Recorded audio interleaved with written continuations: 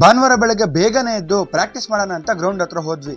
ಅಲ್ಲಿ ಪಿಚ್ಚು ಕೂಡ ನೋಡ್ಕೋಬೇಕಿತ್ತು. ಸೊ ಅದಕ್ಕೆ ಬೇಗ ಹೋಗಿದ್ವಿ. ಸ್ವಲ್ಪ ಪ್ರಾಕ್ಟೀಸ್ ಮಾಡ್ಕೊಂಡು ಹೋಗಿ ಚಿಕನ್ ಬಿರಿಯಾನಿ ತಿಂದು ಮತ್ತೆ ಗ್ರೌಂಡ್ ಹತ್ರ ಹೋದ್ವಿ. ಅಲ್ಲಿ ಪಿಚ್ ಕೆಲಸ ಸೆಕೆಂಡ್ ಡೇದು ಸ್ಟಾರ್ಟ್ ಆಗಿತ್ತು. ನಮ್ಮ ಮಲ್ಲೇಶ್ ಅಣ್ಣ ಪಿಚ್ ನ ರೆಡಿ ಮಾಡ್ತಾ ಇದ್ರು. ಹಂಗೆ ಸ್ವಲ್ಪ ಮಜ್ಜಿಗೆ ಕುಡ್ಕೊಂಡು ಮತ್ತೆ ಕೆಲಸ ಮಾಡಕ್ ಸ್ಟಾರ್ಟ್ ಮಾಡಿದ್ವಿ. ಸಂಜೆ RRK ಸ್ಪೋರ್ಟ್ಸ್ ಹೋಗಿ ನಮ್ ಸ್ಪೋರ್ಟ್ಸ್ ಇವೆಂಟ್ ಜರ್ಸಿ ಇತ್ತು, ಅದನ್ನ ತಗೊಂಡು ನಾನು ರೆಡಿ ಜ್ಯೂಸ್ ಕುಡಿದ್ರಿ.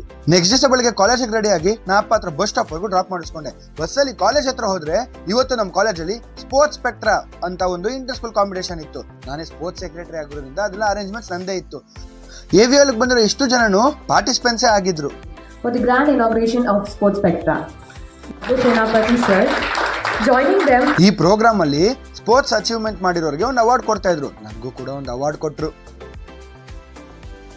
ಅವಾರ್ಡ್ ಇಸ್ಕೊಂಡು ಅಲ್ಲಿಂದ ಗೇಮ್ಸ್ ಗಂತ ಹೋದ್ವಿ. ಇವತ್ತು ಫಸ್ಟ್ ಇದ್ದಿದ್ದು ಥ್ರೋ ಬಾಲ್. ಹಂಗೆ ಬರ್ಬೇಕಾದ್ರೆ ಗೋಬಿ ತಿನ್ಕೊಂಡು ನಾ ಎಂಡ್ ಮಾಡ್ದೆ.